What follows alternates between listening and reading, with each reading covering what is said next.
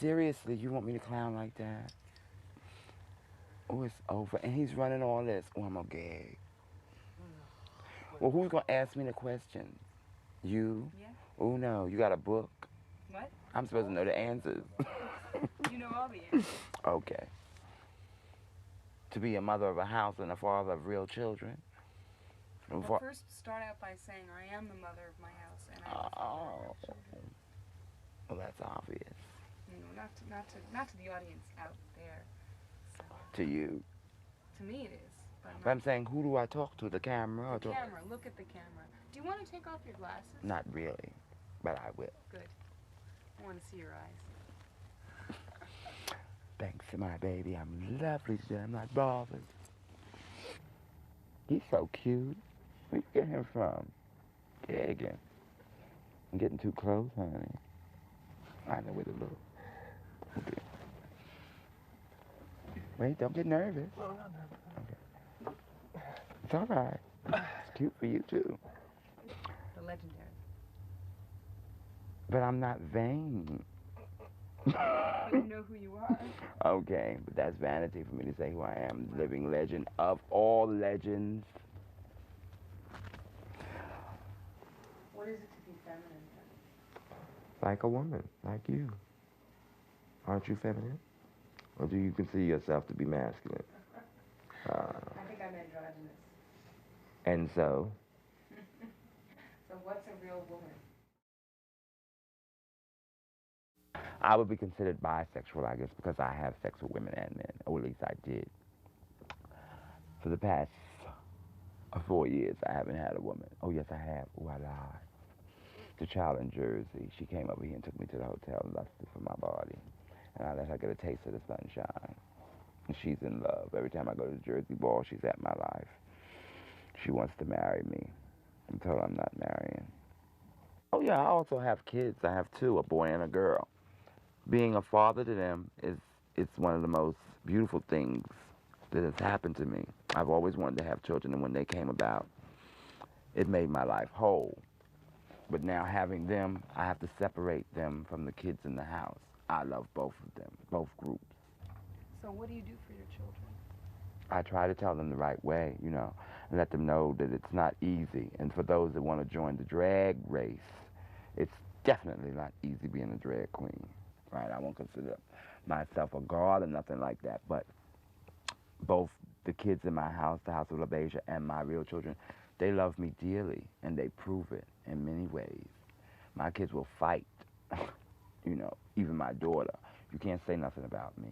And they are aware of the gay life. I don't care what no one else says.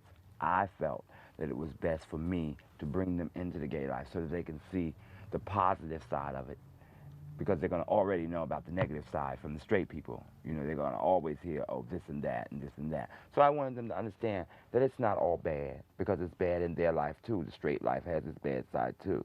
It's hard in both lives, but as I said before, I believe the gay life is much harder. We are a smaller minority than the minority people. Even in my house, make no mistake, I'm not whitewashing the LaBeijas. We got quite a few seedy children, too. But at my next meeting, which we're the only house that has meetings, I'm going to throw them out. I'm cleaning house. We're going to have fall cleaning. And I'm going to tighten it up, because it's really getting out of hand. It's such a syndrome in New York City. Everybody wants to call themselves LaBeija, and it's not so. It's not enough sunshine for all of them. No. Oh, I thought I felt you here. Where's the little one? And so?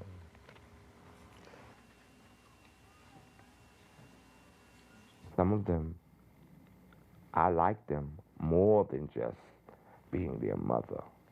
But they can't see me beyond that, or their confidant or whatever. They can come to me and say things and talk to me and carry on like they want to with me, and they can't carry on like that around their family. They can't, ooh no, Miss Teen Girl around their family, but they can do it around me and pay a nooch, even though they call me their mother.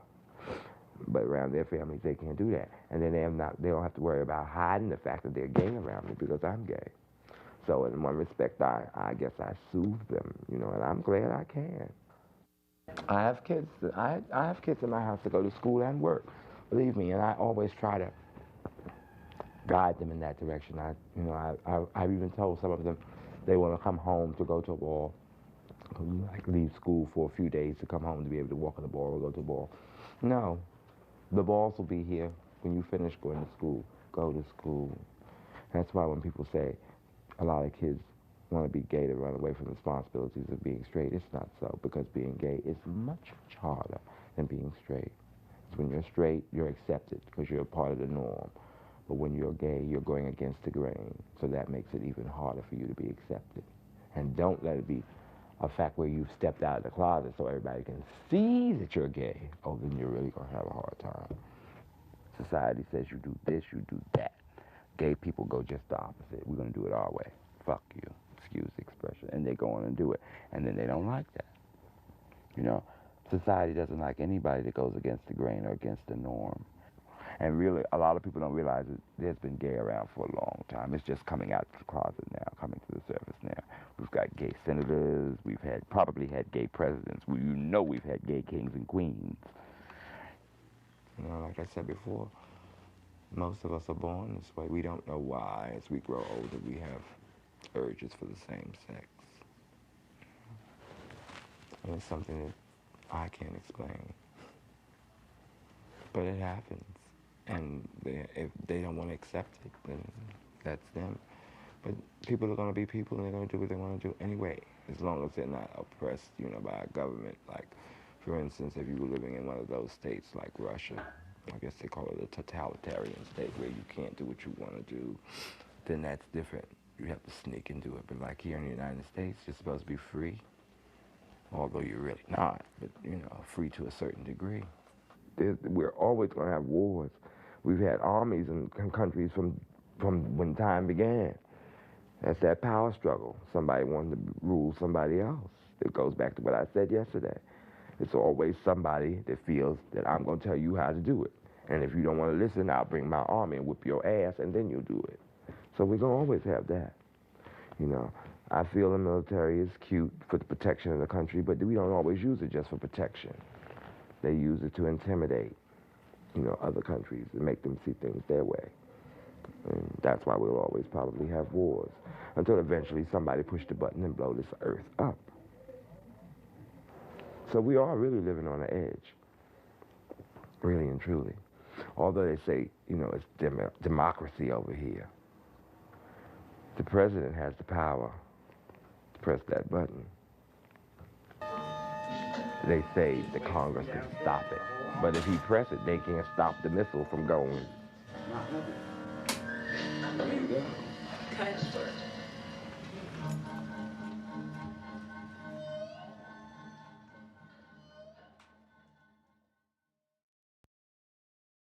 I live here in Jersey City with my family in New Jersey. It's my grandmother. She spoiled me. She did a good job of spoiling me. I'm her little girl. She treats me just like any other little girl, like a daughter. She's overprotective of me. And she doesn't like me to be around men. She doesn't like me to have boyfriends, because she thinks that they're all going to use me and take advantage of me and get me in trouble and make me suffer. And since she's so old, we all have to chip in a little to take care of her, because the house is too much for her to take care of. It's too much housework to be done for her to, get up every morning and to do. And my grandmother, she's very nice, warm, beautiful person. She's the closest thing that I have to me and my family. She has taken care of me all my life, ever since, you could say, almost childbirth. And I'm her baby. I've come from being a young, loud little flaming queen from the village to a mature young lady, competing in balls, having a title for S&M versus Bad Girls, and shopping now Fifth Avenue categories. It was a lot of fun.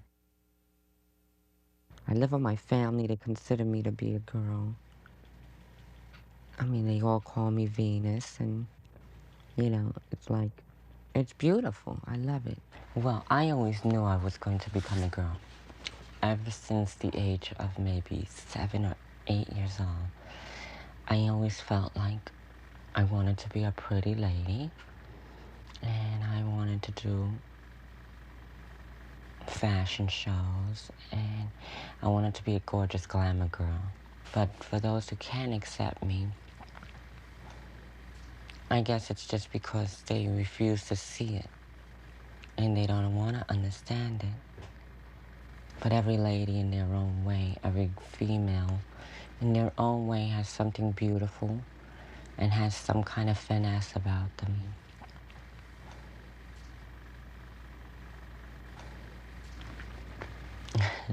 What is beauty to you, Venus? Define what beauty is.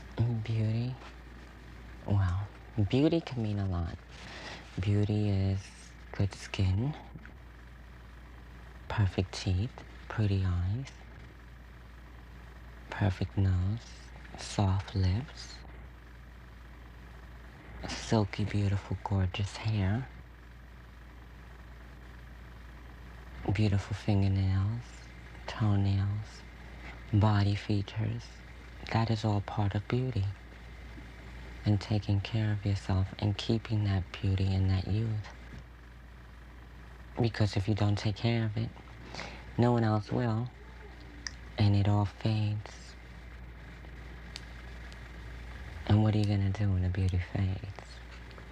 Except live on what you can. And then that's when you have to use your mind.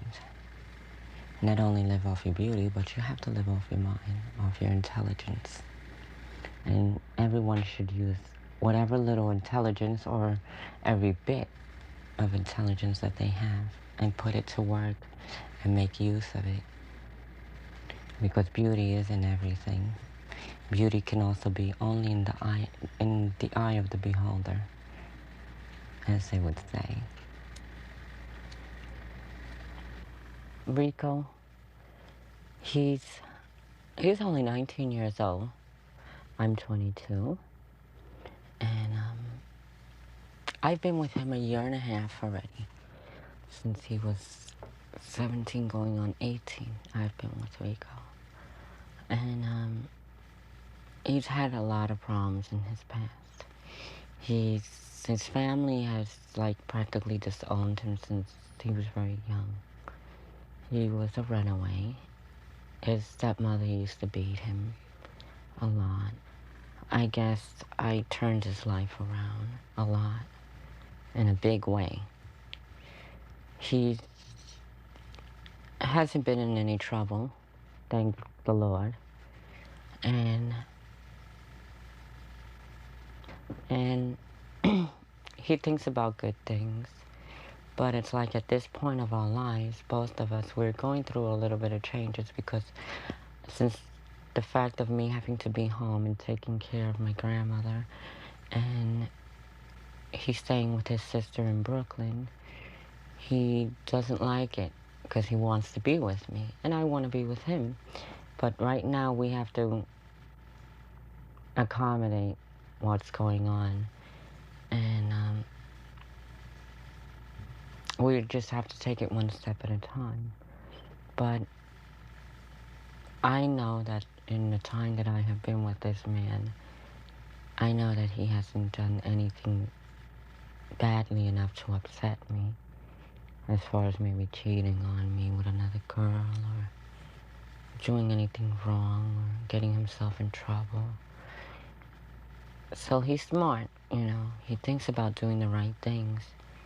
But it's right now at this point it's hard because I'm all he has. And I guess I'm all he thinks about. So I explained to him, well, if this is what's happening, you have to get your life together more. You have to work harder. And he's going to start going to school soon for accounting training. And we plan on a good future. I plan on a good future with him. I want to start a career in professional modeling. And I want to make the man that I'm going to be with happy. Because I know he wants a child. And we've discussed it. And I told him he can go and get someone pregnant. But he won't do that to me, which is why I love him a lot. Because I think that would hurt me more than anything in this world. He said he would rather wait till we have our lives settled and adopt a little girl that he and I both want.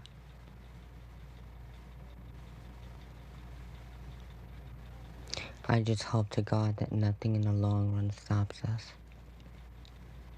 Nothing gets in our way. I want children. I want to adopt.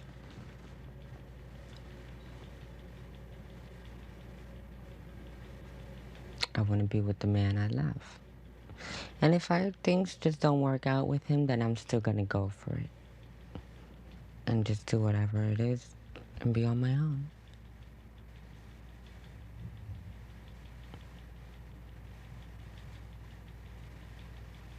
Who knows if things don't ever work out, which I'm not. I'm hoping that doesn't happen. I'm just hoping for the best. But if things don't ever work out, you never know. Maybe one day I'll meet a rich millionaire and he'll take me all around the world. I love food. I enjoy eating. But the pounds don't come on me like they should. But that's nothing abnormal. It's okay, because I guess I was just meant to be small. I've been small all my life. Ever since I was young, a child. I was always little. And I always had a good appetite.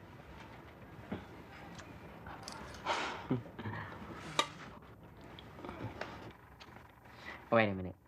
The hormones take a big effect on my food.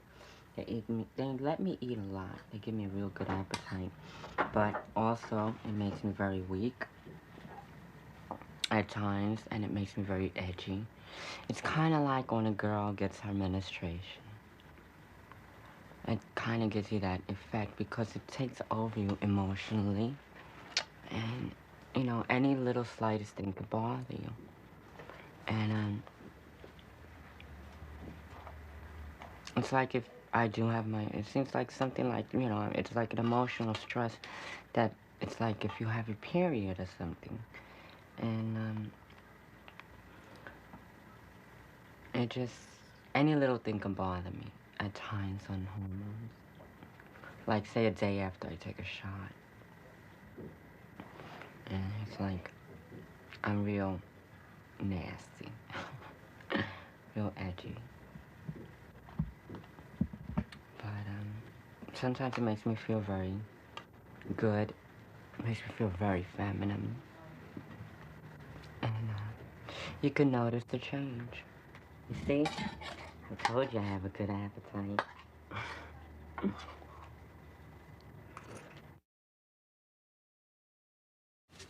Good. What should we talk about?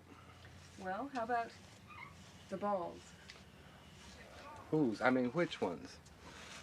All of them. What do you think of them as Oh, entities? yeah, well, you know, I think like they're fun. And if you take them any more serious than that, then you're crazy.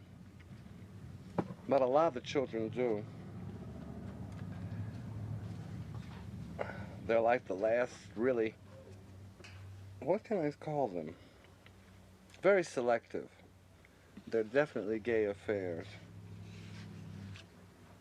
And in that way, it's sort of like an exclusive property of the gay community, which is good. Oh, baby.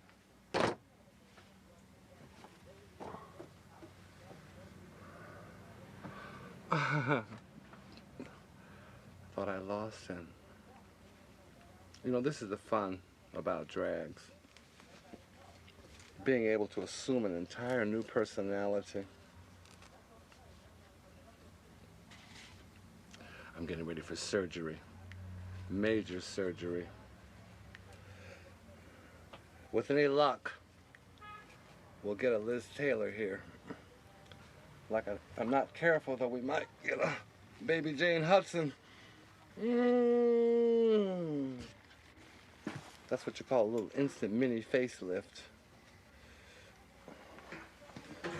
Pull up the sagging skin, get a taut look. And also, keep all your hair out of the way. Now we're in business. And we'll put on a little base, and we'll get going, and then we can go back to talking about those mad things called balls. So how have the balls changed from the first one you went to? Well, that's what I brought up about the fact the fact that I'm a professional entertainer, because therefore I had a different perspective. I knew I could appreciate that the balls made everybody a performer, everybody professional. You had your moment in the spotlight, so to speak. That's why they carry on so. Why they love the competitions where they can perform and walk and prance and do all the gymnastics and things and parade. Because at that moment, for those few seconds, everybody's watching you. You're a star. I've actually seen contestants who hadn't walked their balls before, like it was their first time. They would be petrified. They would be shaking their boots, so to speak, really nervous. And that was sort of an interesting thing, because it reminded me of my early days in show business. I guess when I probably was nervous, I had some stage fright for the first 3 minutes. Yeah, well, I started really stripping, but that lasted very shortly, because I was not the bump and grind type. I was more exotic. So I started dancing with snakes in a review called the Pearl Box Review. And we were quite successful. We traveled all over the country, and had a ball doing it. I met children that, if you went to their apartment, they would have jars and jars and jars of beads up under the bed. And they would sew them into gowns. And then after the ball was over, they would take them all back off the gowns and put them back in the jars. And then trade different beads with their friends as crystals and the aurora borealis and whatnot, and make another whole outfit for the next affair. Of course, they weren't as often as they are now either. You know, now there's about once a month, sometimes twice a month. Then it was maybe twice a year, no more. The early balls were big affairs in respect of it was not a lot of categories. It was one or maybe two. Let me light up a cigarette. I'm a chain smoker. Like Betty Davis, I intend to die smoking cigarettes.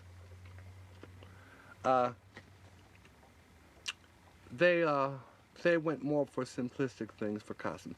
Then you got elaborate. I think elaborate killed the old ball, because although I still do it, there are still a few balls around where they are looking for production pieces and large costumes. They're very few and far between. You know, discotheques are a new thing too. It used to be you went to a dance and there was a band playing, whether it was 5-piece or 15-piece, and you danced. Then recorded music took over, DJs took over, discotheques, high-tech, lighting, all that. It changed. Now it's a big, massive thing. It was Studio 54, then the Palladium, that sort of thing. Well, that's the way balls have done, especially uptown balls. Believe it or not, I think that's the one thing Harlem can be very proud of. It's the last real bastion of balls. There are very few downtown affairs. They're in Harlem, or they're out of the state altogether. There's a few in Jersey, but they're still bred from the Harlem core. I myself, when I compete, I compete in larger costuming things and that sort of thing, because I like the production of it. That's my business. I make costumes, so you know I like the glamour. And that's what's kept me, even now, dabbling on the stage, working in the little clubs, the little gay clubs. And believe it or not, gay audiences are very appreciative. I'd be a recluse if I didn't need money. I'd probably never go out. I could stay home forever. Okay, let's go.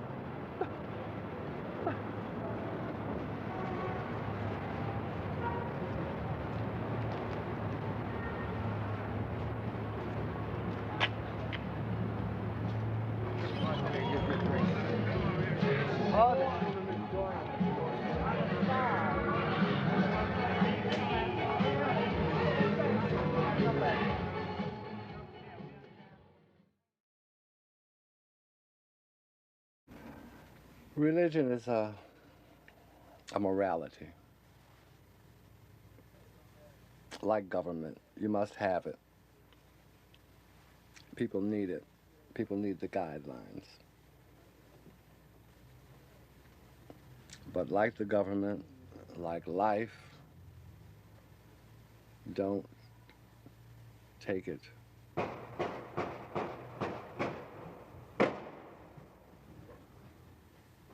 All right, gunfight at OK Corral. Got in just in time. Oh, You telling me? it's a fun neighborhood. What was I talking about? Was that really good, do you think? What? Was that really a good? You didn't hear the people running? You were talking I'd about like religion. to cut and just find out everybody's okay Yeah. outside. St. Nicholas, yeah. There's nothing going with me. It's just that I'm hearing so much gunshot outside and people running back and forth. Oh, okay. Oh, honey, at least about 30. Yeah. Oh, all around, I hear the feet running back and forth around the corner. Okay. She says they've got many calls on it already. She was asking me how many shots that I heard. I said at least 30. They've gotten, yeah, that's why they were taking so long to answer. They've got many calls already. Everybody's probably ringing them. Hey, come get these crazy fools. Where do they get the weapons?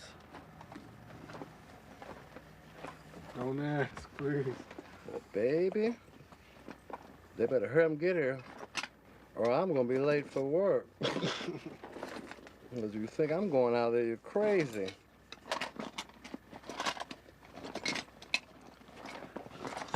Why there's so much violence? Violent times. What can I tell you? That's how, what can I say to you? There's so much wealth for so few, and so many people that come in and it's street life. Hear the police? It's the street life.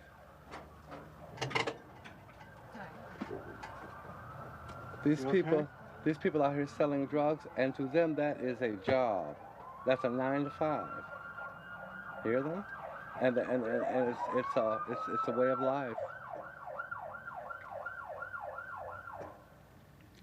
And you just have to be careful not to be caught in the wrong place at the wrong time. We all can't live on Sutton Place.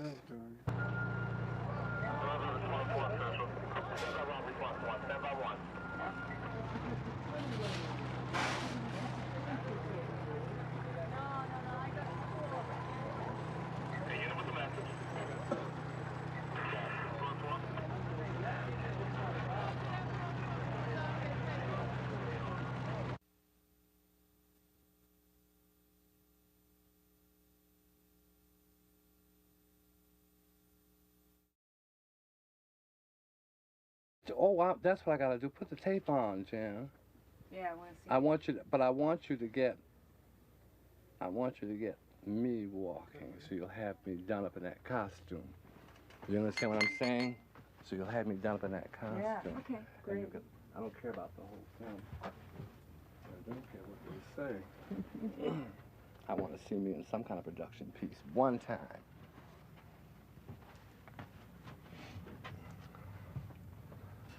Now, where was I? Oh. Okay. Nail 9 and 10. Okay.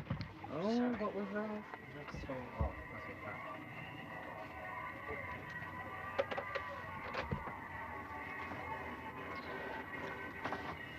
see, I like that. I'm giving it to you. sitting right there, darling.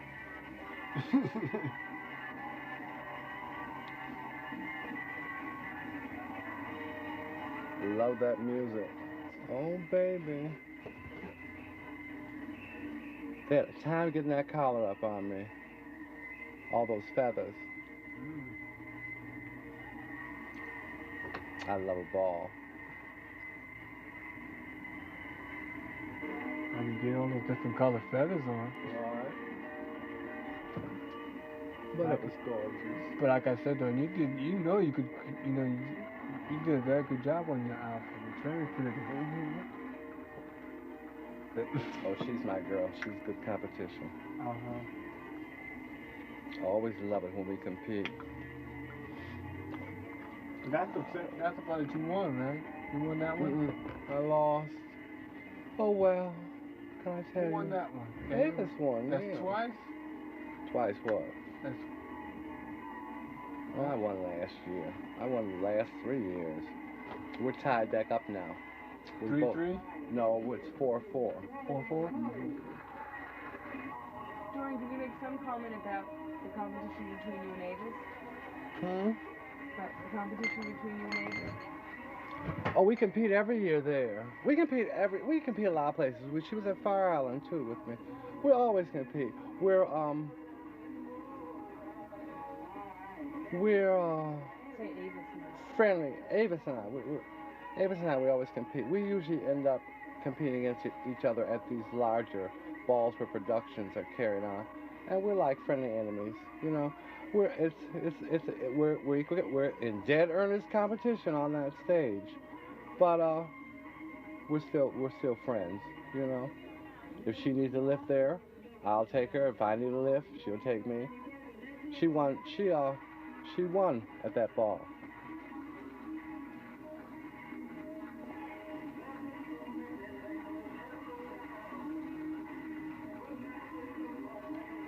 Of course, I think the judges were blind, but she won.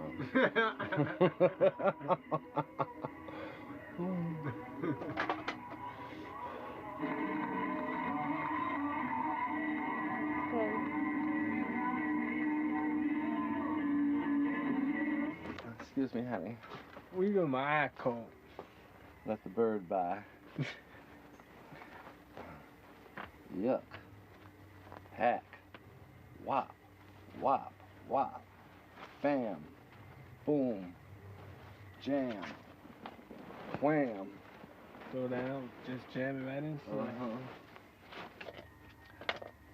The magic ingredients of a beautiful face. Oh gosh. All the magic ingredients of a beautiful face.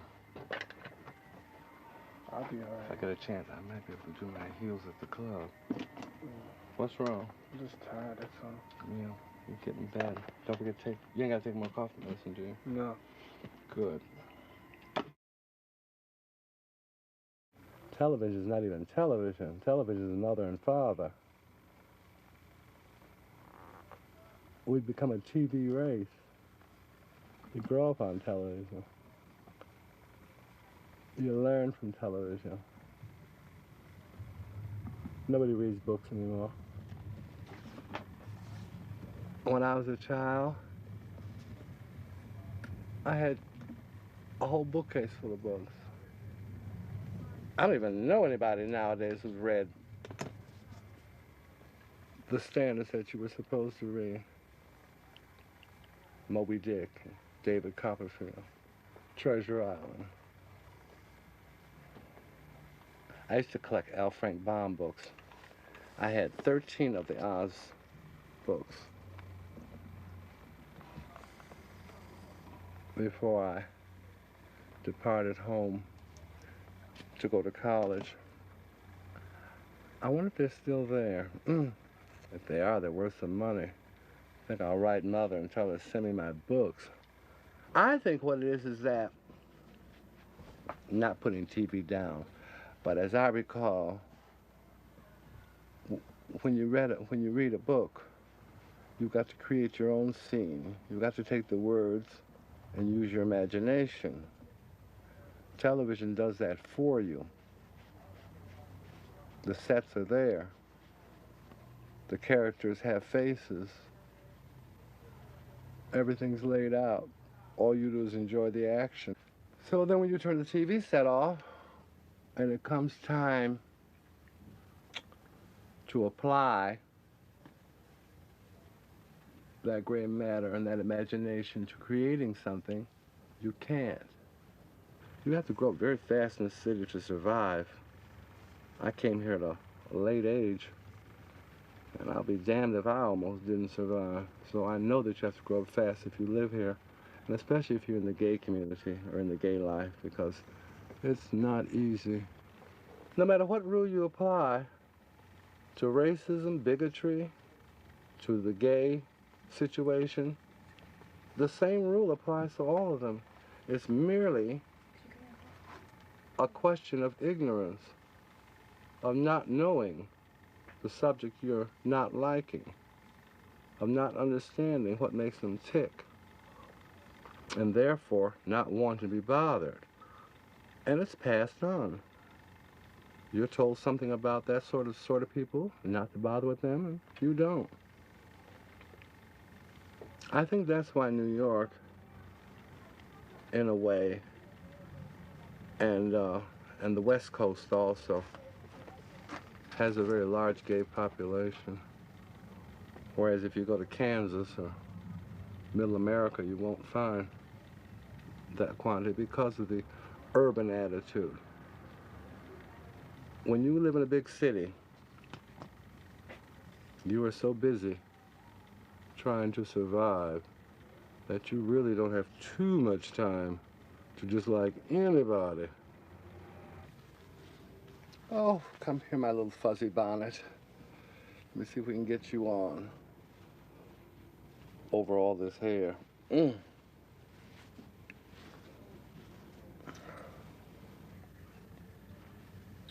think for 19, I'm lovely, right?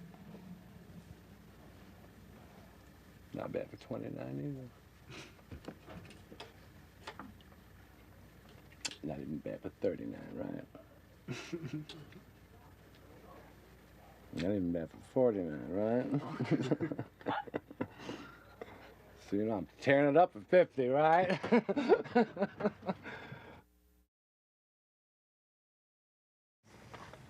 I've never been there. I hear it's a lovely city. Paris Dupree. Paris is an enigma. Paris has so many personalities that if you ask 5 people to describe Paris, you get 5 different answers. A very talented person. But an introvert. For all of their extrovert actions and whatnot, they're really an introvert. And like anyone else who's been called a legend or professes to be a legend, who has been labeled with this title, they've got a hard road to hoe to keep it up. And once they call you a legend, you know it's not easy. You have to always be prepared for that, or find a way to cleverly sidestep it, which Paris is very good at, because they're always expecting you to perform or to be right there on the scene or to be in the spotlight. And of course, you can't always be in prime form. You don't always want to be. Sometimes you just want to sit back and see what the other Joe is doing. I feel like an old wall needing replastering. Could you say something about your opinion of his personality or your perception? Well, my perception of Paris.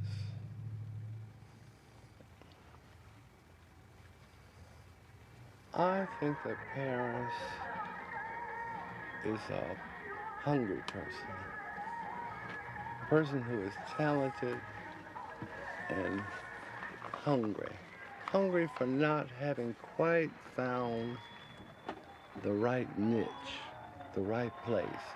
I think that somewhere there's a position, a place in life where Paris could really shine, could really give out all he's got to give, and I don't think he's found it quite yet.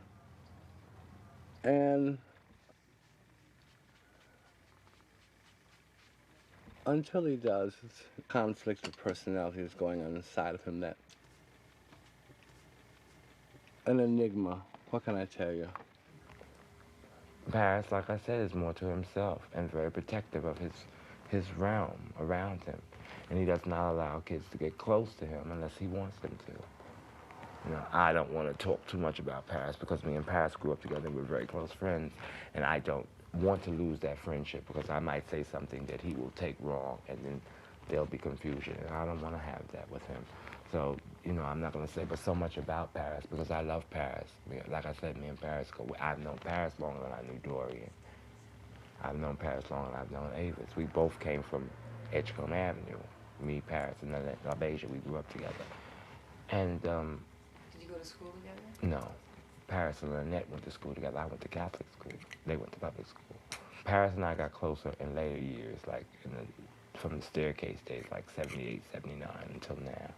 We got to know each other much more because I had already started going to balls.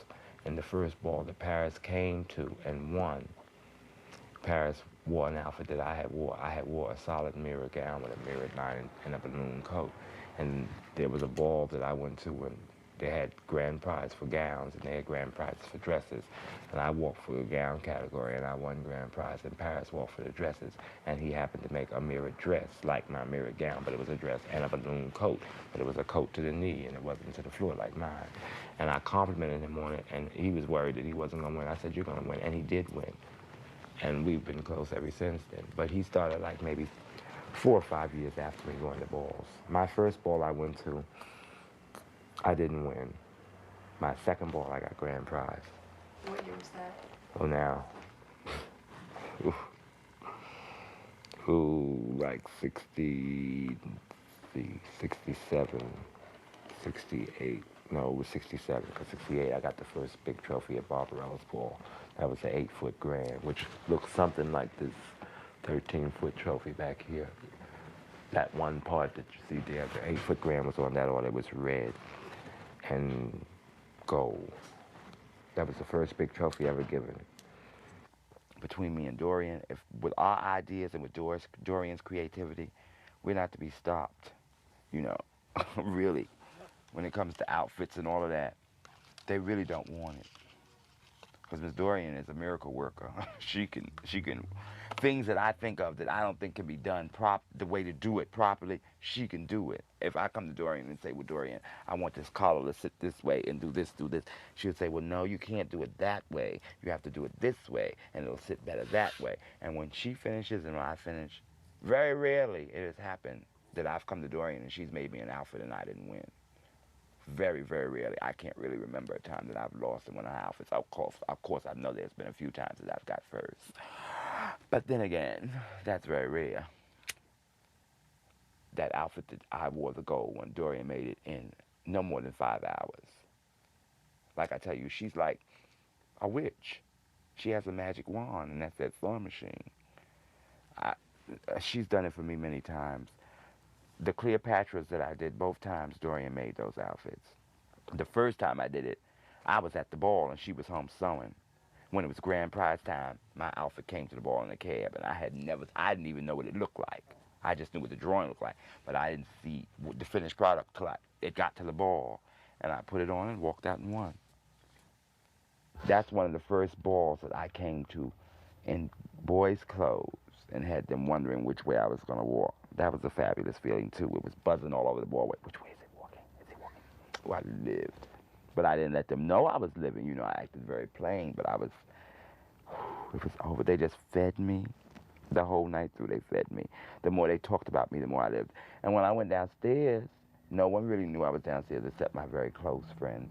And they went downstairs and I got dressed. And when I came upstairs and when I came outside and came in, the way the people greeted me, I knew I had accomplished something thanks to Dorian. I think I'll take my white military outfit over there, my haute couture over there, my gold and black that I just wore. And one more piece that I'm going to keep a secret because no one's seen it yet because it hasn't been made yet. It's up in here. But that one I might save until the next big ball, Paris's. I think I'm going to walk at Paris's again next year. I want a ball to come where I can meet Tennille, Duchess, Dorian, Avis, Paris, Crystal, whoever else, all of them. I want us all to get out there. I thought it was going to be Sunday, but they all punked out, except for Tania. She should have. But I just want, a ball where all the so-called big guns can clash, so I can spank them just one more time. Then I'll retire. But they're afraid of me. I don't know why. Only Pepper. Nobody.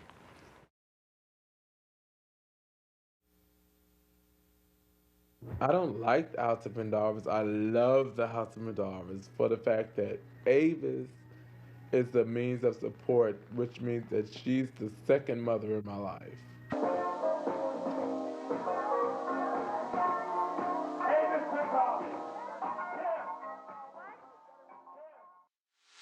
She says I'm trying to rule the house. I don't think so. I'm just trying to, make standards for the house. You know what I'm saying? She says if they're a nice person or they have a nice personality, then she'll let them in. We can't just accept anybody because children just want to be in the house for a name. And it's not all about a name. It's about, walking balls and winning and turning them out in the whole service. I feel if you're in the house and then you're not doing anything, I think you should be booted. You know what I'm saying? Each house has its seedy children, too. You have a basement, and then you have the top of the house. Some houses are mansions, and some of them are little shacks. I could mention a shacky house, but I'm not going to do that because that would be seed. I've been through it. I went with them. I was an extravaganza. Because I said something about extra-dragon. So she slapped me because I said that. And you know how I get when people touch my face. I went tick-tick boom on her. Really?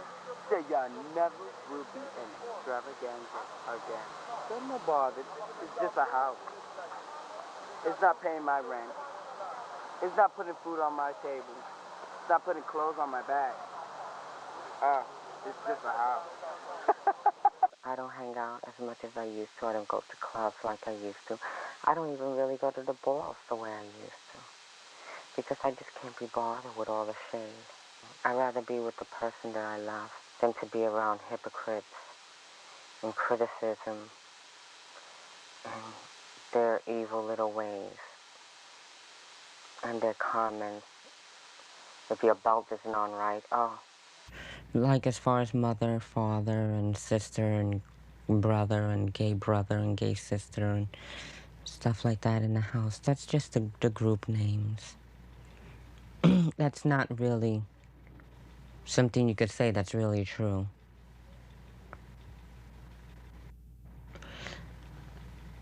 They're not really any real family. Which is why I've stopped hanging out. I don't think that the houses are as strong as they could be. They don't know it, but they could really do quite well for themselves. They could pool their resources. They could build a substantial house. They could even buy a house. Then they'd have a house for the house. Which most of them will need. But they don't think that. These are very young children. Street children. Children who are growing up. New York is full of nothing but street children. Okay, my name is Saul Williams, and I'm also a member of the House of Pendarvis. And I reside in East New York section of Brooklyn. And I'm also a competitor and a participant of the fashionable balls that's going on in the city of New York. A lot of people look down on the military because they feel that the people are just using the military as a way of saying, I'm better than you. But it's not saying that I'm better than you. It's saying that I am somebody, opposed to, what you can do for yourself. Anyone in these days they always have the option to say yay or nay. Okay, if you want to make something out of yourself and you feel that your career goals lay in being something constructive, then you have the option to say, well, look, if I can't go to school, if I'm bored with school or whatever, you can go into the military and you can build a profession. Okay, whereas out here, if you go to school, you can go to school for 10, 20 years, and you'll still be in school for 10 to 12 years. Whereas in the military, they'll train you for your profession. They'll uprate you as an individual. They'll teach you responsibility. They'll teach you discipline. And you more or less, you can tell yourself that this is life. There's more to life besides being, you know, a recipient of, you know, everyone else who's supporting you. And I feel that life revolves around more than just saying, you know, I can get. Being a military personnel, you have a means of not. I'm not gonna say manipulating because that sounds very, you know, harsh. But I'm not. You have a way of projecting an image. Well, I'm a decent person, and if I can do it, and you can look at me, and I'm still living in the same neighborhood, you know, working every day, then you as an individual, you can do it also. And to be able to say I am free, not being an American as well as being black, that I feel that being an American as well as being black, I owe it to myself to prove that, you know, I as an individual can make something out of myself. My duty to the country, as everyone would say, is to defend at all times. And me as an individual in my upbringing, I feel that I owe it to the country because they supported me as well as an individual to become the Saul that I am today.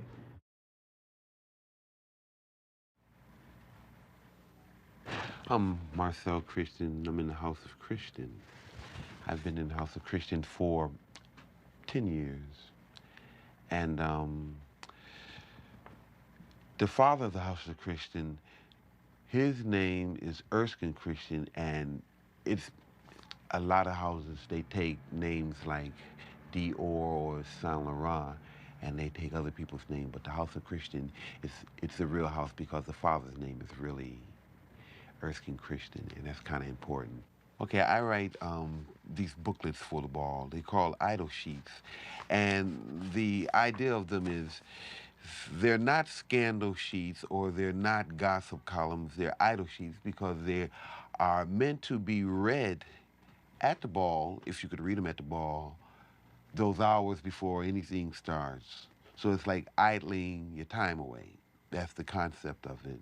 It's like you and I sitting down holding idle conversation before the ball. So I try to write more conversationally rather than technical or anything like that. You understand? Right. Okay, one section of this idle sheet is the degree of house existence. That means there are 4 stations of houses. Houses legendary, houses in existence, houses near extinct, and houses extinct. The houses legendaries are those houses that have active current membership. And those houses are the House of LaVesia, which has 26 current members, the House of Dupree, which has 18 members, and the House of Christian, 16 members. Also, the House of Pendarvis has to be mentioned in that because it's a very active house, too. House of Extravaganza, the House of Ebony, Princes, those are all legendary houses because they are still functioning. You know, they're still very active. Now, the houses near extinction are those houses that 1 or 2 members might come every other 5 balls. Their names are mentioned, you hear them, but they're not really active. A lot of times these houses are in the house and at the ball, but they don't get up, they don't walk.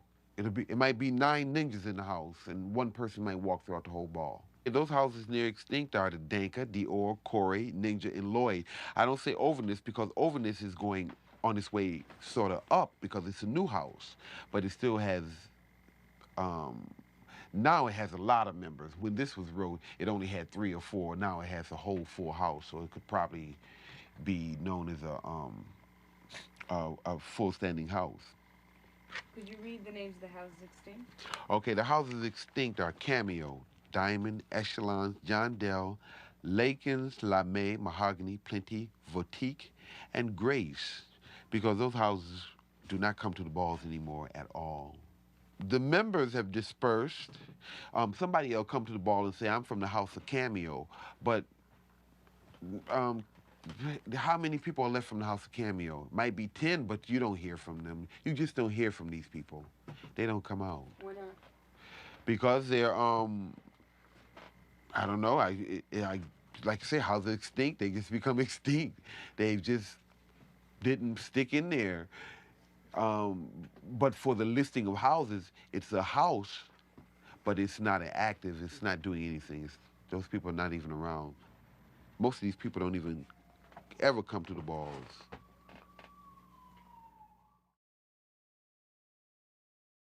Okay, this is part one of Idol Sheet 2, and it's called the ABCs of Dragballism. This is going to be like a skip ABC of definitions of terms related to um, the drag ball, the marathon circuit. Okay, now, with A, if you do not have the ability, do not walk in any category ever. It only makes the ball longer. In ballism, you must exhibit much ambition, or you will fail and never be legendary, which is the height of the dream. And if your attitude is not there, why even attend the ball? Do you know Andre Christian, Angie Extravaganza, and Arms Pendavis? Legendary Arms, ex-Omni Pendavis? B. A drag ball is a miniature, temporary fantasy. Everybody loves the Bangy Boy scene because those guys are almost real. And the best body is always a choice morsel to look at. Business wear means business wear and all the paraphernalia that goes with it. The slick dark suit, the sharp tie and shirt, the briefcase, its contents, the look. Butch queens do not wear women's clothes unless the category runs Butch Queen first time in drag. Okay, I'll C, D, E, F. Okay, F.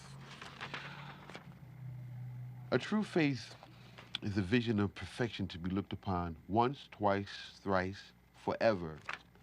Fashion is primarily the game of the name in ballism.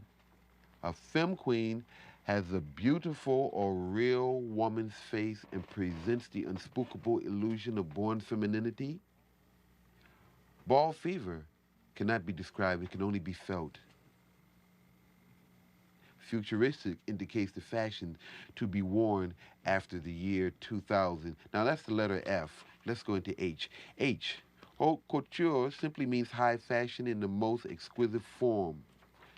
Harlem is the birthplace of dragballism. I, J, K, okay, L. L. Luscious refers to looking like a lady's body. To some people, legendary means having won 100 trophies or more. To others, it means only 50 trophies or more. Then some say an upcoming personality has anywhere from 15 to 50 recognition. Who determines the number? Only the gods. In any case, a person can only be legendary until their last day because a legendary body is still living, whereas one has to die to be a true legend. Legendary is an ongoing process having to do with life, and legend means dead. Sorry. Also, if you're not legendary and happen to be a loser, don't argue with the judges and make a commotion. Just leave the stage gracefully, and in that way you win. Need I mention La Beja, Lakins, La May, La Wong, Lloyd, the houses of M, N, O, P, Q.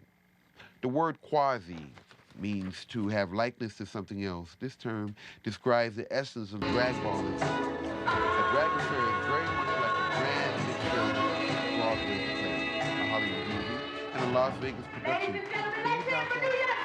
What is a queen?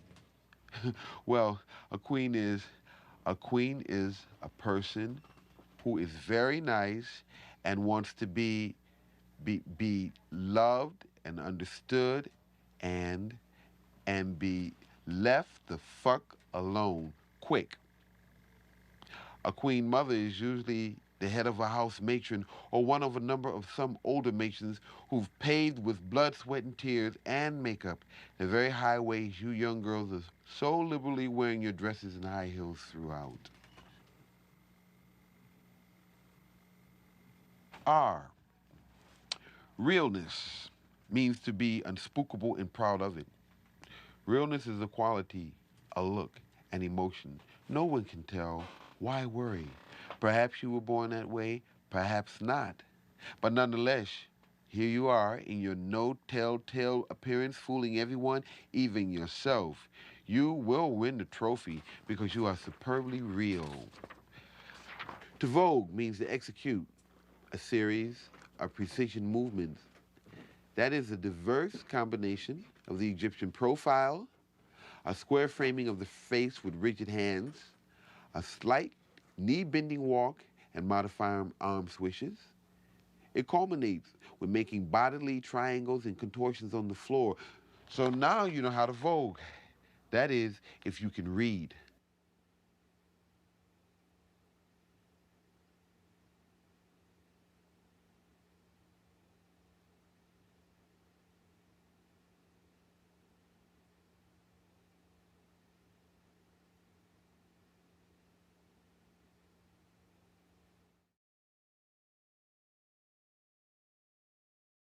This is 57th Street.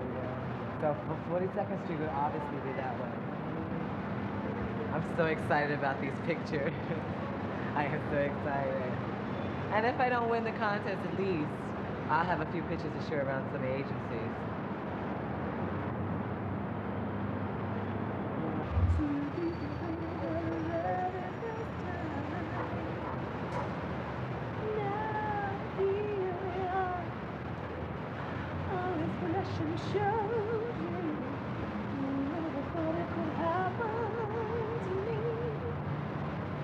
I really have never been a pretty ambitious person as far as Molly's concerned. I always thought, because of what I was born to be and the lifestyle that I choose, that it would be difficult. Now that I at least felt the camera, know that I can make love to the camera, and can be photographed, and people seem to enjoy the way I look, I guess I'll be a little more ambitious than usual.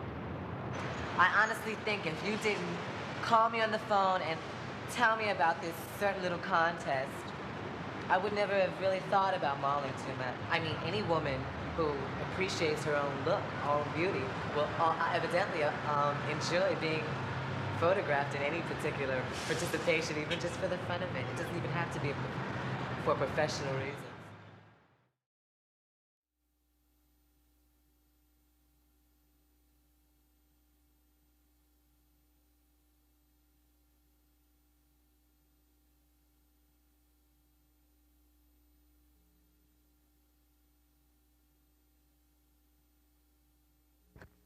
These two are great. Does that matter? The little bit of blurring there, does that really matter? I mean, you just made love here. You think so? You really made Bobo? love. It's just so. I don't see it. I do. I think it's because your mouth is ajar. It's really two completely different moods there, isn't it? Yeah. Yeah. Now these two here is just such a hard choice. You know, I'm not really even paying attention to that blur because if I was an agency, I would look beyond the blur. You know what I'm saying? Because I see this, I know what you look like now, so I don't have to get into that for a face. You have a headshot. Now we're seeing just total anatomy here.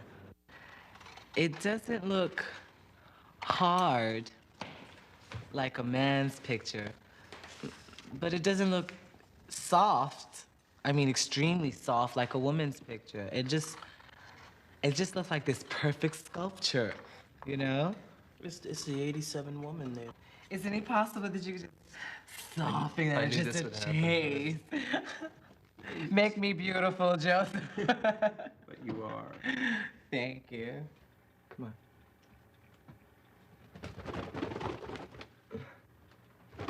Hold up, let me touch him. He's trying to bite me.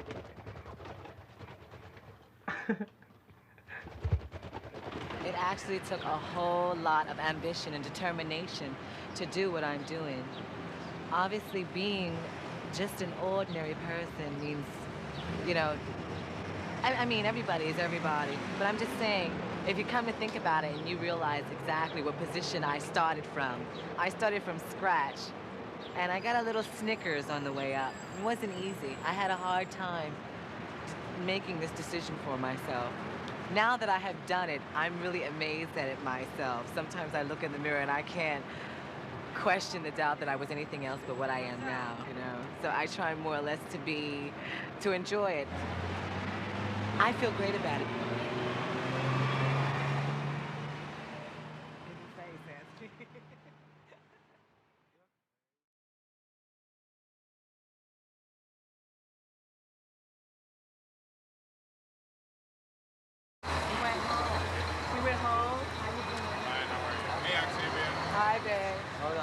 better. You got a dick behind you.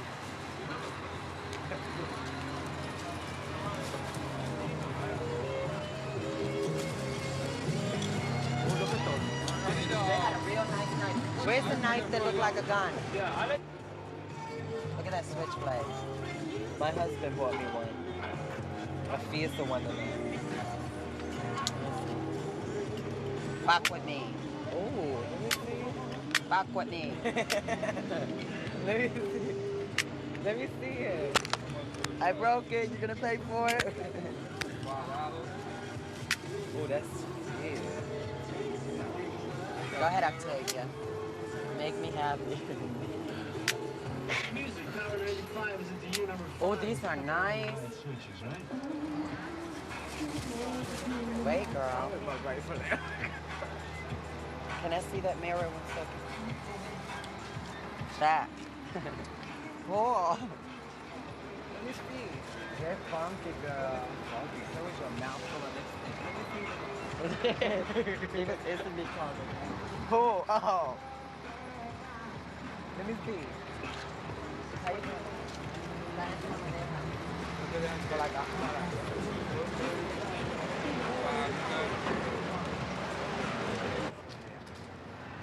I need to take care of it. It's so brittle. You need to condition. I know it's brittle because I haven't washed it in 4 days. Oh. Because I'm getting ready to get a perm. Yeah, right. And I don't like to wash. You don't wash your hair when you get a perm, you know, because if you wash your hair and then you get a perm, the activate, you know, I know. You really feel it, even your scalp. And I have a sensitive scalp. So with dirty hair, he even puts like a protector. So when I get a touch-up, he puts a protector on the hair. Like and then it turns out very... Yeah, everybody likes me in black hair. I just like this hair in the summertime because it's, you know, more calm. And I just feel more... The hair is beautiful, though. It's okay.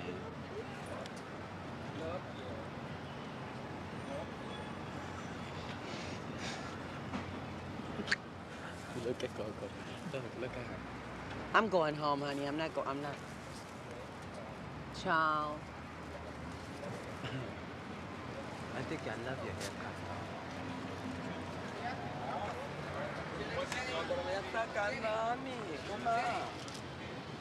Porque ellos van a grabar todo lo que nosotros hacemos, nene.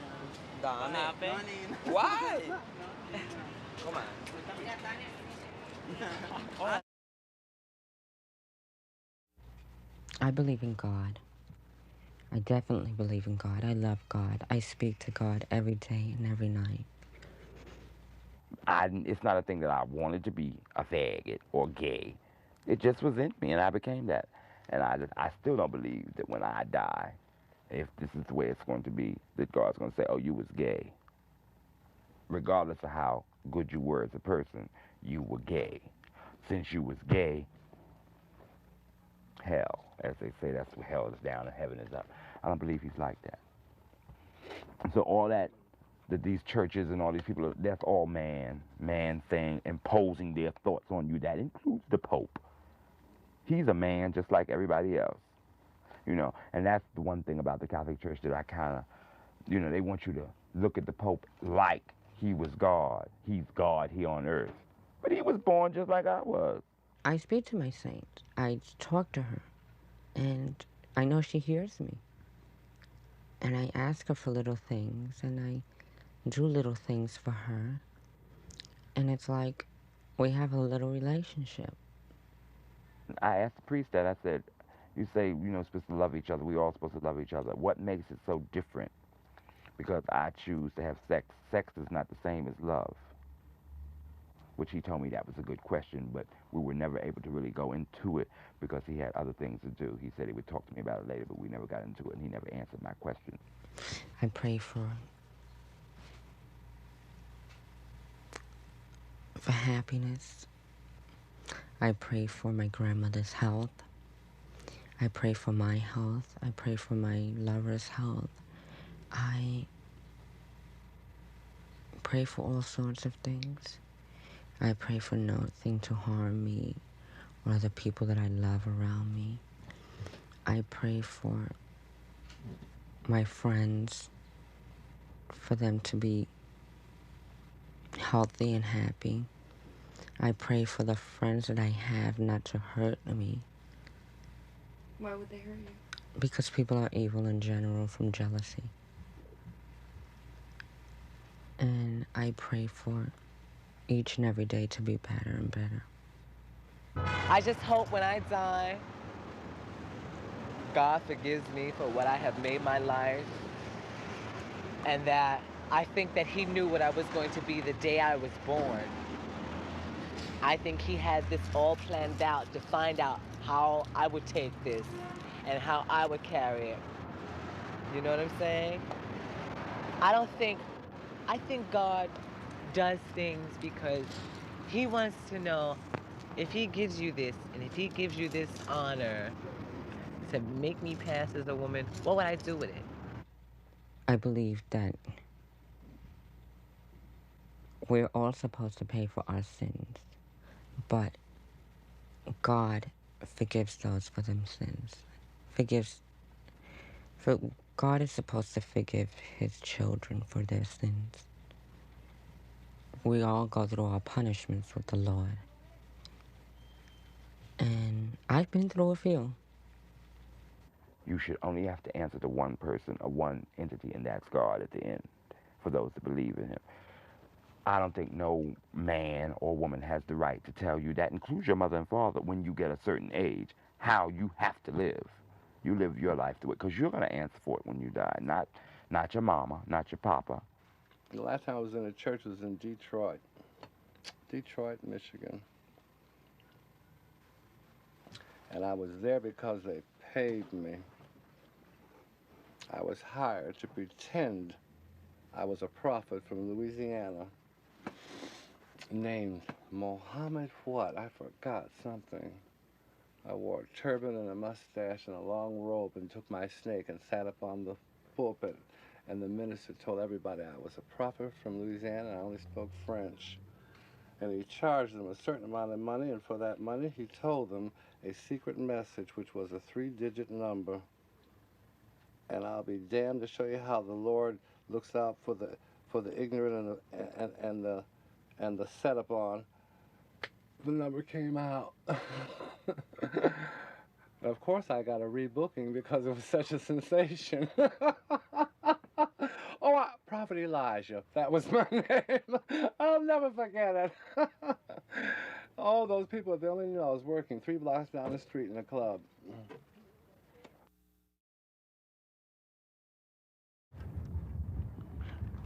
Yes, gay people do have more fun than straight people because they always enjoying life.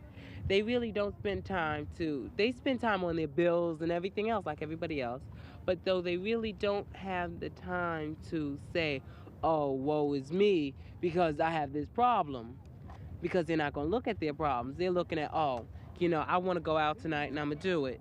And that's it.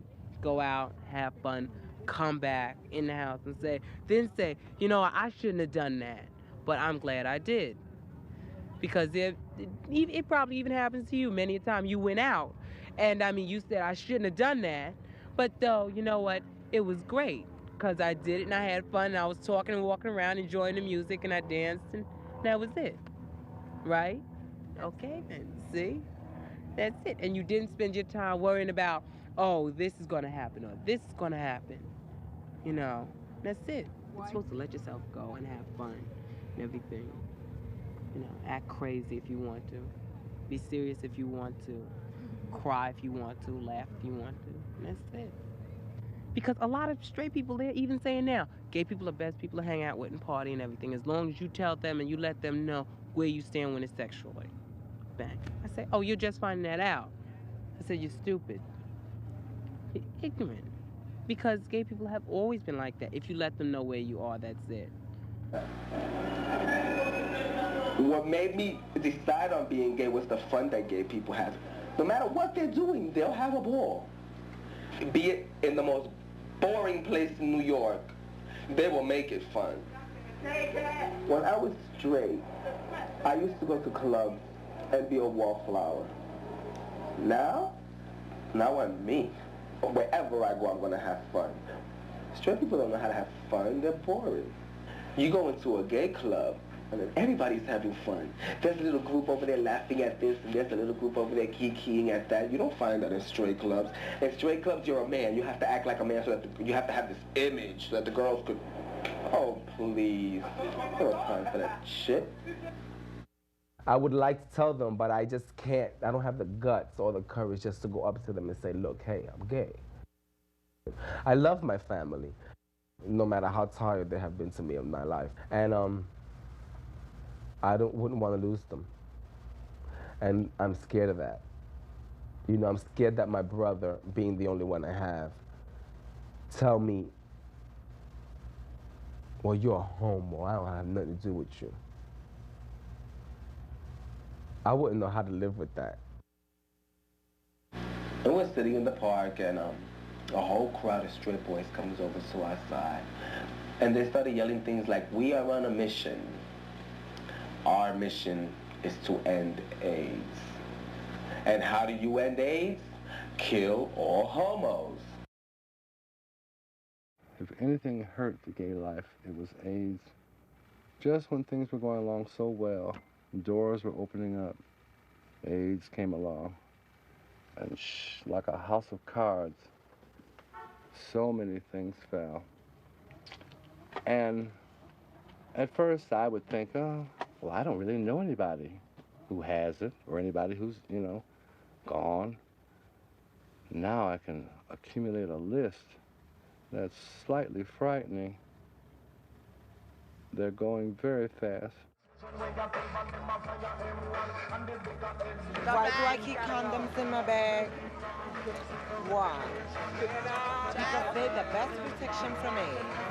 These are the best things you can keep away from AIDS.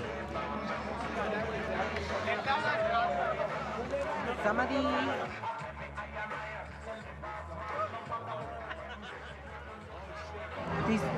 these children they have no, it's not their fault.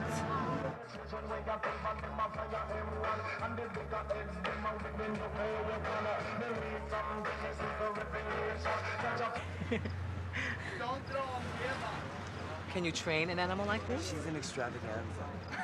Can you train an animal like that? The ferret is an extravaganza? She knows the word no. Yeah, because this is Danny's goddaughter. She knows the word no, and she's housebroken. So, what made you become a born-again Christian? Well, you're born-again Christian? Yes. Yeah?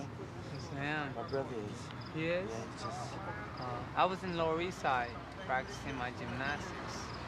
All of a sudden, I came towards Hispanic church. I looked in, I seen everybody. They were born-again Christians. I stepped in, but I didn't sit down. I observed everybody. Everybody was listening to the word. Me? Are you homosexual? No. So you're heterosexual. Can I ask you, has being a born-again Christian changed your life much? Yes. Do you feel having sex with a woman as being a born-again Christian is a sin? To my knowledge, Adam and Eve is meant to be. You unite as one. It's not a sin. Because if it was a sin, we all wouldn't be out here. Right. Well, the sin part about it is, well, connecting with each other without permission. Okay, I understand. They said the end of the world is coming. It's not the end of the world because the world always been here. It's the end of us. Because believe me, they say you do only live once, but when you're on camera, you always will live. True. You see what I mean? Yeah. Exactly. Because you're on camera. Okay? But you'll die. True. But the memory will go on. But you always will live because the memory is on camera and it's on film and there's mobility in that film which makes you up here. Still existing.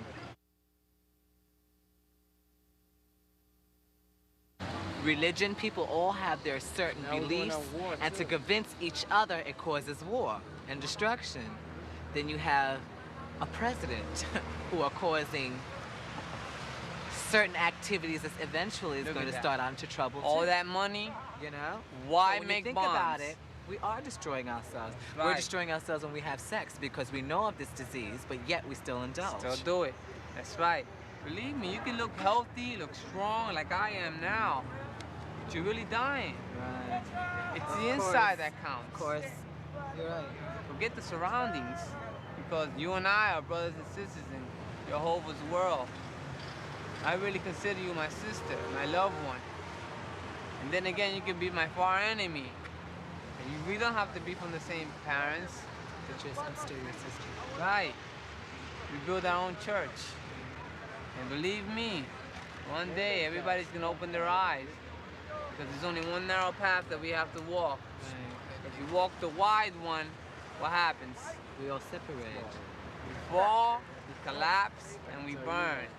But if we walk the straight one, we can only walk as one. Thank you.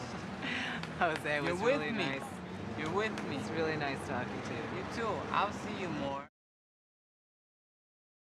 The whole world, the more you have, the better people accept you. You know, if you have a lot of money, you can go anywhere you want to go. You know, it's very that in this city and everywhere else. If you're poor and you don't dress a certain way, there are certain places you cannot go. But yet still, they tell you in church that all of us are created equal. But we're not. There's still that class distinction. The more money you have, the more places you're able to go.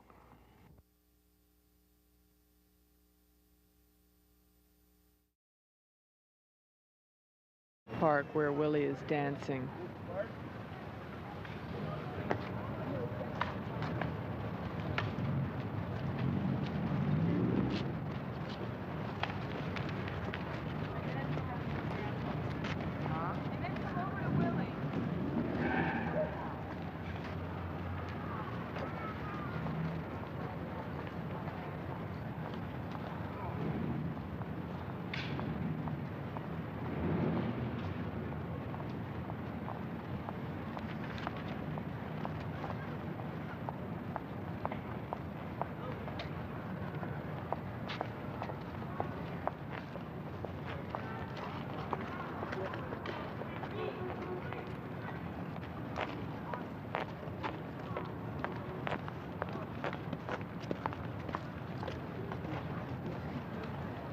Square Park where Willie is dancing.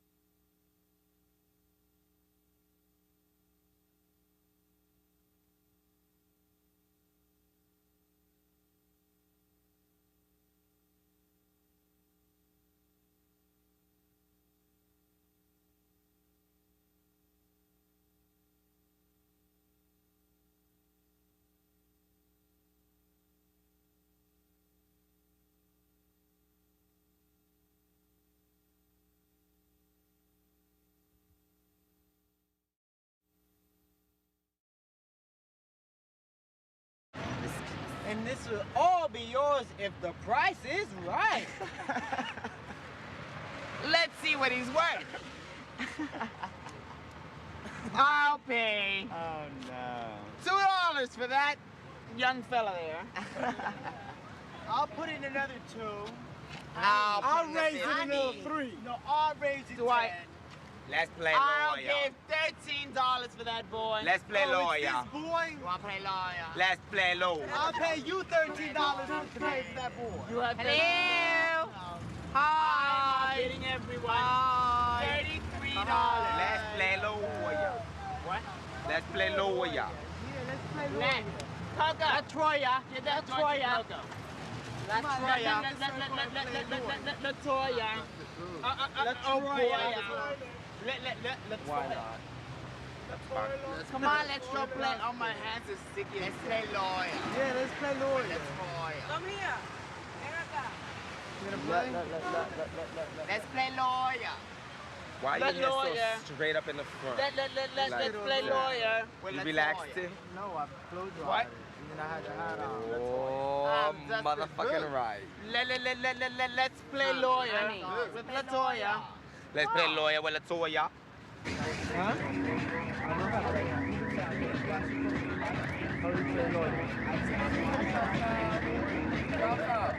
Well, it's gonna be said as. I guess we don't need a big group. This is fine. All right, so okay, explain to the people that don't know how to play. Just explain what you were saying. Okay, we're gonna just say it once, so this way everybody else can learn too. If you were convicted for a crime, kids, not convicted, let's say you were charged with whatever, and you had a lawyer, your lawyer speaks for you in court. Therefore, when I speak to you, your lawyer speaks to you. Oh, honey, don't scratch my leg. When I speak to you, your lawyer speaks for you. Don't scratch my leg. Which would be the person to the left of you. Danny now is your lawyer. Okay? My mama's my lawyer. Your mother's your lawyer. Ooh, honey. Danny, David is your lawyer. Oh, die. Guilty. Boom. Kill her. Kill her. David, Coco's your lawyer. Yeah. Coco. Coco, get me out of this. Cher is your lawyer. Cher, Tyrone's your lawyer. Tyrone, Ricky's your lawyer. And Ricky Victor's your lawyer. is your lawyer. Hello. So that means that whenever I talk to you, you don't answer me. He does. When I talk to your, what is it called? Client. Client. Whatever, client. Oh, damn. You're my client. Okay, and you're my client. No, there's another word for client. Client. Defendant. Defendant. Defendant. The defendant. Defendant. When I speak to you, who answers? No. No, I do. When I speak to you, who answers? I answer. Okay, so when I'm looking at Ricky, I'm speaking to Ricky. You have to answer. Right. Yes. When I'm looking and speaking to you, you cannot answer me. I have to answer. If I speak and talk to you and you speak and talk back to me, You're out of the game. You're out of the game.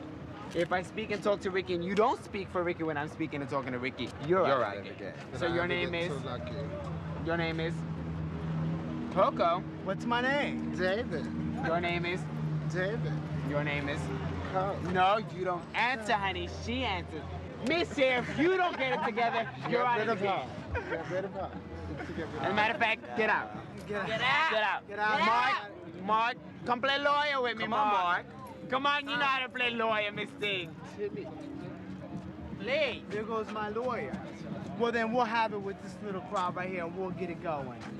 You're my lawyer. You know I can master a little group of 1, 2, 3, 4, 5 of us nabos. Yeah, film her. All right. Good.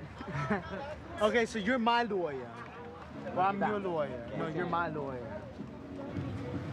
Ricky. You would have been out of the game. Right, you have to be quick. Your name is? Ricky. And your name is? Danny. And your name is? Danny. And your name is? Tyrone. David. Well, you don't have to say David. You can say Tyrone. Whatever you want to answer. Say whatever you want. Whatever you want, as long as you answer. I'll say whatever I feel like saying. What? Let's go right here. Your name is? Tyrone. And your name is? Get out. Get out. I'm sorry. Get out! And stop! Lock the door. All right, let's go. Oh, I answer for her. He Oh, answered he's for me. supposed to answer for you. And you're supposed to answer for me. Yeah. All right, now let's get You answer for every time I say today. Of course. So have you got a problem? No. Do you have a problem? No. Oh, you? No. Ricky. Chair, please. David. What? What's your name? Panamons. What? What? Kind of slow, Danny. What's going on? No, you're slow. What's going on? Nothing. Have you got it together, Tyrone? No. Tyrone. What? Tyrone. Never. Tyrone. What? Tyrone. Tyrone. What? Oh, you're on the ball. How are you? Fine. Smile, darling. Never What's really. going on?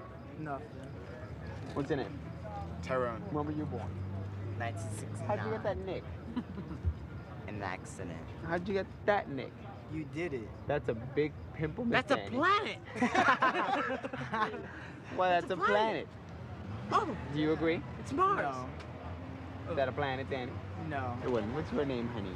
It's called Lean Brown. Your earrings are horrible. You don't want it. They're horrible. You're hard. Well, how dare Well, you? Miss Danny, dear you got a what? bag over there. You have a What's your problem. name? Miss Danny. My name is David. David. What's your David name? What's Ricky? Extravaganza. Is your name Ricky? No. Is your name David? No. Isn't your name Ricky? No. You're out of the game. What was your name? Danny. What was yours? David. And yours? Danny. And yours? Danny. And you're out of the game. You won. You got it. You got it. Y'all gotta You got get it it. together. Come on, this game. God, is I answered that kind of quick. No, you didn't.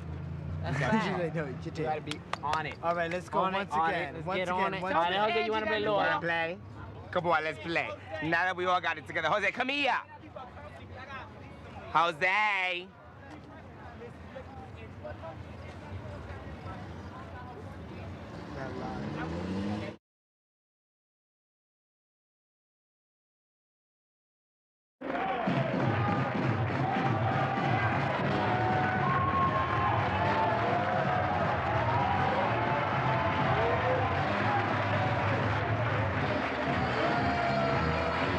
All right. 10, 10, 10, 10, 10. Now you know they are making it so hard. What is the other side going to do for realness? You can't get no realer than a man walking down the street with a t-shirt. These are women that half of them are built better than men. Or their woman. Are walking with their woman. Get your woman. Behind every great man, there is a woman. So she will decide your fate. Get her. This is D. Ebony's woman. This is Rob's woman.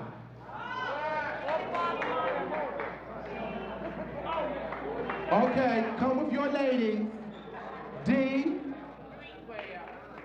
and Boo Boo. One at a time, D and Boo Boo first. Okay. Man and woman.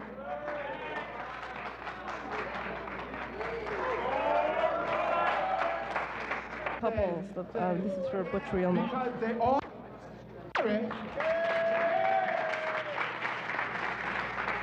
Scores, please. 10, 9, 9, 10, 10. Thank you.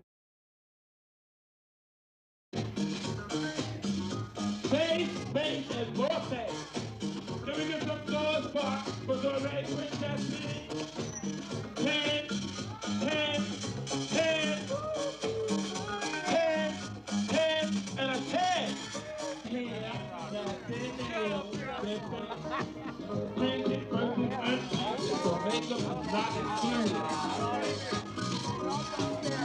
Vote the trophy and get this over with, honey. These are two lovely children and it don't make no sense. It doesn't make a difference.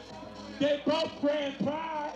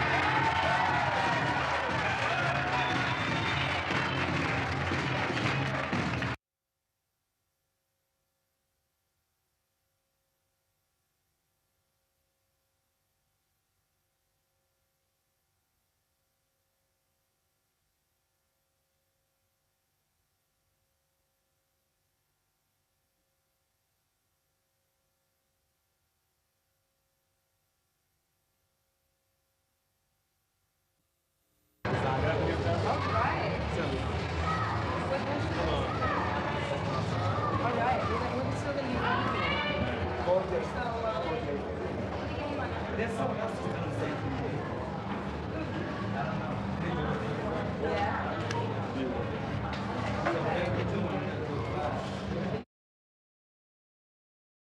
This is the LaBeija family right here. The LaBeija. Can we get a hello? Can we get a hello? From the LaBeija. Can we get a hello from the LaBeija crew? Yes. Yes. I'm the legendary bodyguardess. Right here, LaBeija. Me. And this is my good girlfriend over here, Nichelle. Yes. Hello. How are you? I'm so very glad to be here today.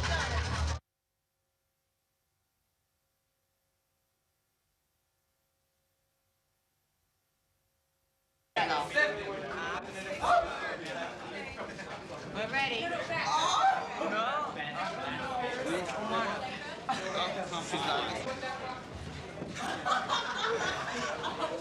Bonita pila. Terrell, Terrell, Terrell, Terrell.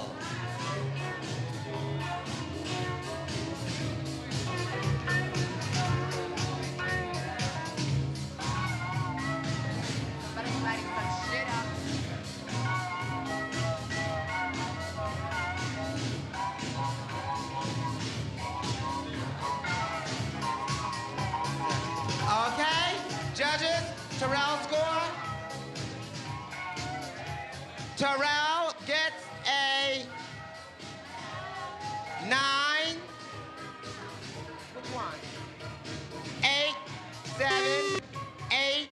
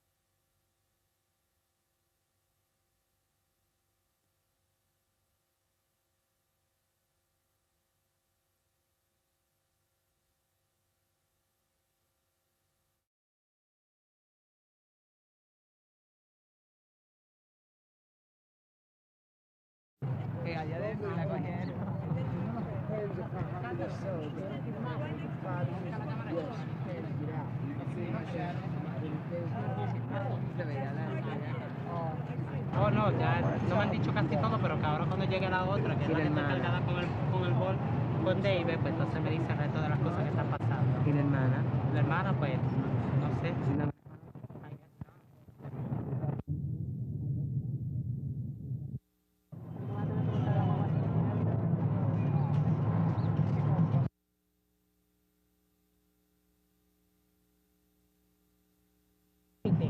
Everything, my makeup, everything. 5 minutes ain't gonna kill him. She gave it to him? Oh, yeah. Talk to him. He can give you room. I'm over here. Talk to who? I have to go, home and go to the electrologist tonight. And hope that they can, remove all this. The excess. And make me look like that. Let's not go all the way with your secret now. Oh. You're ashamed of yourself. I know exactly what you're talking about. Arriba, póntese. Para atrás. Entre. In. Get out. You don't know where he's going. He's following the other one. He knows. Go get lost. Go get lost.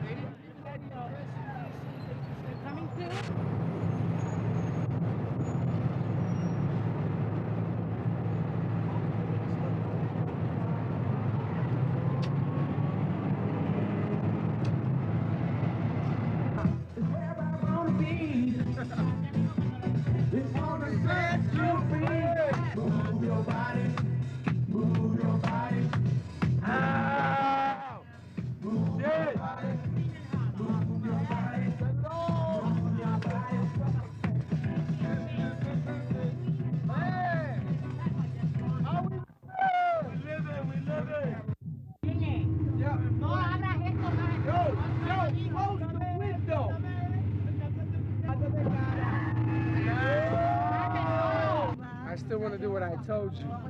Ooh, baby, if you only knew.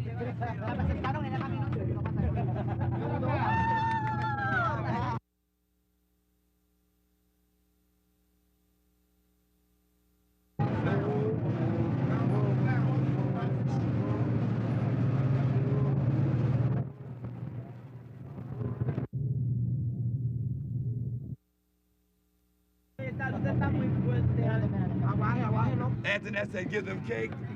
We said give them dick.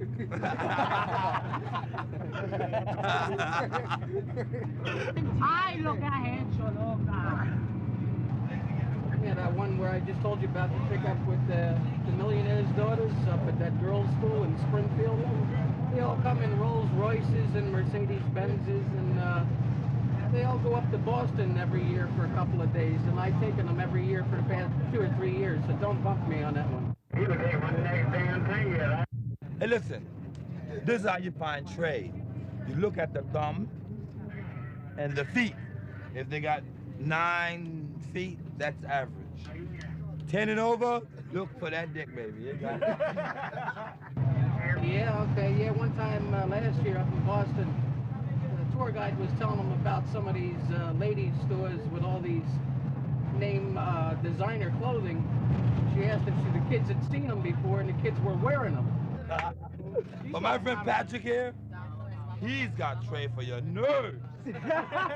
Young boy, 17, 8, how old are you, 18?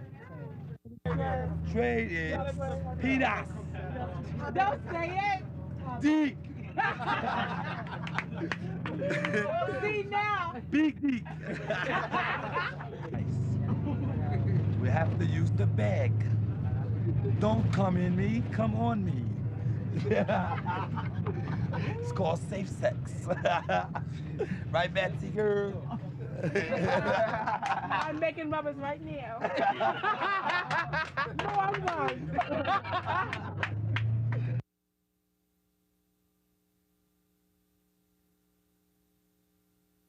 Is that cute? So cute. The little boy named Donnell, he was 17, he was about 6'2". He was light-skinned and gorgeous. And I said, oh no, don't worry about them. We're all together. Must know the faggot, we're here. It's about your grandmother. Mi abuelita pegó un rebalón, con el coño partió un escalón, y los 4 pelos que tenía, allí mismo se los dejó. Alza y toma, tú me alza, maricones no quiero en mi casa, porque parten los platos y las tazas. These are the things that I would say to you. Ooh, I'm missing you. Girl, I'm missing you. I would like to tell you how much I like you. I really, really, really miss you.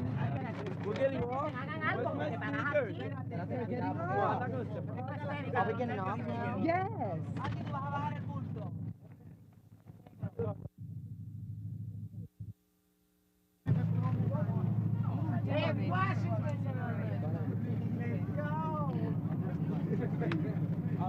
There is the beef in there. 10. Honey, we are ready to battle. Let's get on. Honey, let's get out of here. We're not bored. We're not bored.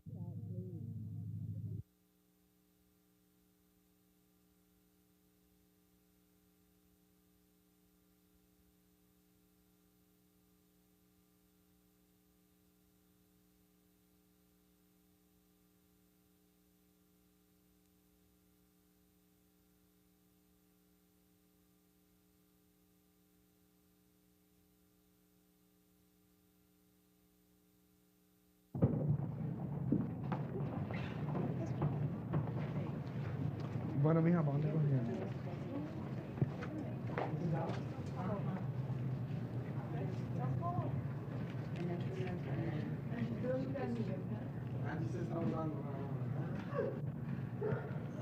That's what I'm saying. The judge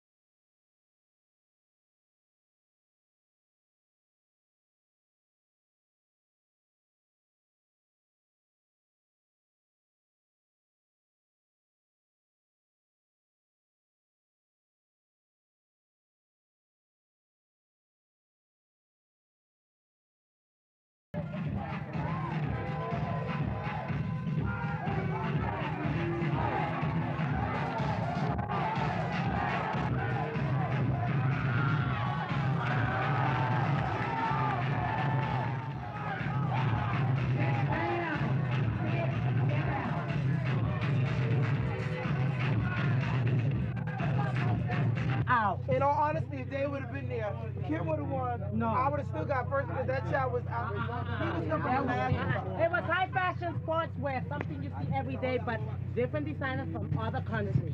My soda, who you was mopping down. It was the worst, right at. I threw up in the bathroom. You threw up in the bathroom? Yeah. Oh.